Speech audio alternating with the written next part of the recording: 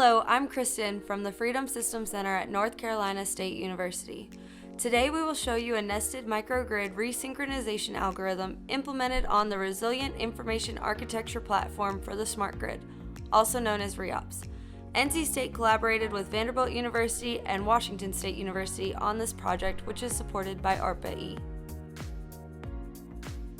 A microgrid is defined by the U.S. Department of Energy as a group of interconnected loads and distributed energy resources within clearly defined electrical boundaries that acts as a single controllable entity with respect to the grid.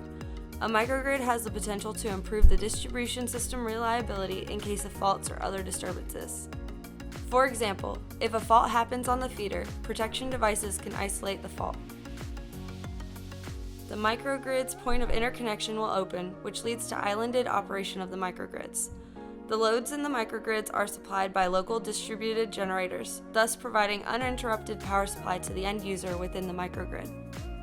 Conventional microgrids have one single point of interconnection. A microgrid can connect and disconnect from the grid by closing and opening the interconnection relay. To further improve the reliability and resiliency, the concept of a nested microgrid is proposed. Compared to conventional microgrids, nested microgrids have dynamic electric boundaries and connection points with external systems. As such, nested microgrids provide more flexibility to use resources outside of the microgrid to support its critical load. Through this resource sharing, system reliability and resiliency is improved. To explain this concept, here's a reconfiguration process to regroup one distributed generator from microgrid 2 to microgrid 1. In configuration A, the two dynamic microgrids are operating independently. After Smart Switch 1 closes, the two microgrids form a single microgrid. Next, Smart Switch 2 opens, dividing the single microgrid into two new microgrids, where now the regrouped distributed generator becomes a part of microgrid 1. From the reconfiguration example, we can identify three operating modes of a nested microgrid. Type 1 is designed for system operation when no reconfiguration is requested. In this mode, the system voltage and frequency need to be constantly regulated. Also, the voltage unbalance on critical load buses should be minimized. Furthermore, the distributed generators in one microgrid should share active and reactive power equally based on real-time configuration. Type 2 is designed for system reconfiguration when a closed switch is requested to open. This mode happens when a single microgrid is divided into two smaller microgrids. In this mode, the current and thus power that flows through the target switch should be minimized before the switch opens. This mode minimizes the transient brought about by switch opening.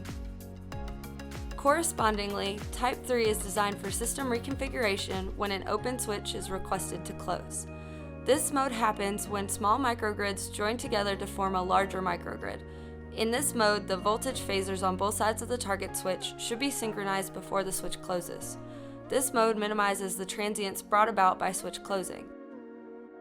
To overcome the challenges previously mentioned for nested microgrid reconfiguration, we proposed a distributed secondary control strategy for nested microgrids. The proposed control strategy regulates the distributed generator's operation states by setting four secondary control variables, which act on frequency, voltage, negative sequence conductance, and negative sequence current. The proposed distributed secondary control strategy requires only a sparse communication network to exchange information among different generators. This provides extra resiliency while achieving all the goals mentioned earlier. Before we start the demonstration, let's have a look at our hardware-in-the-loop testbed. We are using an Opal-RT real-time simulator to simulate the microgrid components. The combination of the CPU simulator and FPGA simulator enables simulating this extremely detailed, large model. Because the simulators can give the simulated electric system responses in real time, we can interface industry-grade microcontrollers from Texas Instruments to the simulators. The microcontrollers execute low-level power electronics control loops and control the simulated inverters in real time. Each microcontroller is associated with a Beaglebone computer. It acts as the hardware of the RIAPS nodes. The proposed distributed secondary control is implemented using the RIAPS platform and runs on the Beaglebones. The implemented algorithm is fully distributed on the RIAPS platform and no central controller is used. At NC State, we have designed a nested microgrid testbed based on the IEEE 34 bus feeder that has been separated into 4 zones, each called a minimum microgrid. A minimum microgrid is defined as the smallest set of distributed generators and smart switches that are able to support local critical loads by forming a microgrid. Therefore, each mini microgrid has one or more distributed generators within its zone. Unlike a conventional microgrid, a mini microgrid may have multiple points of interconnection, defined by the locations of the smart switches. A smart switch is a controllable breaker with communication capability. Beyond separating the 34 bus feeder into 4 zones, we have changed the feeder loads to make the system more unbalanced. As in a typical feeder, the loads are not balanced, and there is a need for the distributed generator controllers to handle both positive and negative sequence currents. No zero sequence currents are considered. The example shown in the demo will have 2 reconfigurations. At first, the mini microgrids 1, 2, and 3 are connected, while mini microgrid 4 operates independently. Then, after the system receives the command to reconfigure, smart switch 3 to 4 will close and the 4 mini microgrids will form a large microgrid. Then, a second reconfiguration is done by opening smart switch 2 to 3. After it is finished, zones 1 and 2 will form a microgrid, while zones 3 and 4 will form another. Now let's start the demo. Shown in the upper left window is the IEEE 34 bus feeder. The red relay status shows all 5 battery energy storage system-based distributed generators are energized. Smart switch R1 and R2 are closed while R3 is open. The system is divided into 2 microgrids. The bottom window shows the system operation states. The left part shows the active power and reactive power output of the distributed generators. The middle part shows the voltage unbalance factor of the critical loads at 3 different locations.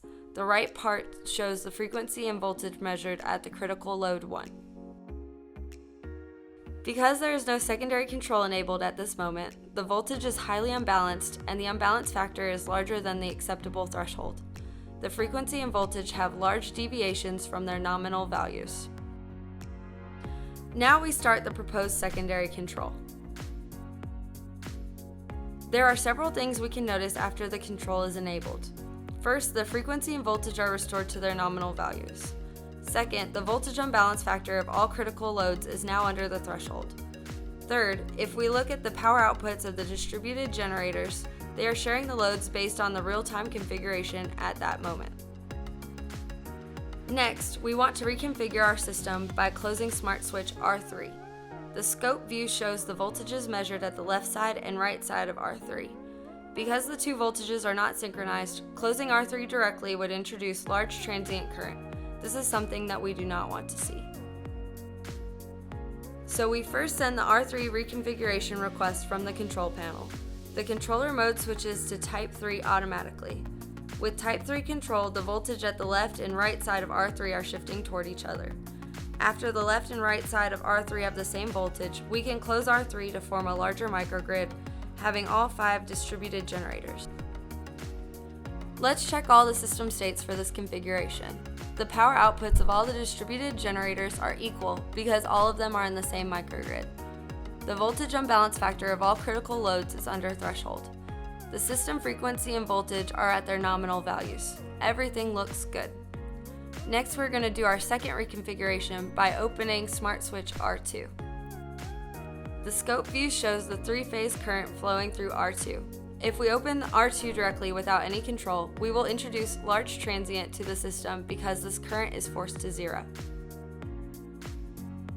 To avoid this, we send the R2 reconfiguration request from the control panel. Then the controller mode switches to Type 2. The current flowing through R2 is reduced by Type 2 control. After the current is below a preset threshold, we can open smart switch R2 with minimal disturbance to the system. Now the whole system is separated into 2 microgrids again.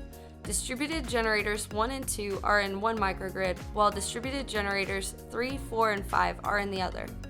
The power sharing is maintained within each microgrid. The voltage unbalance factor of critical loads is controlled. The system frequency and voltage are good. The reconfiguration is successful. The presented demonstration shows the proposed distributed control algorithm can reconfigure a microgrid with minimal transients while maintaining system states within the correct ranges. The RIAPS platform can help us implement complex algorithms like this and serves perfectly as a microgrid control system.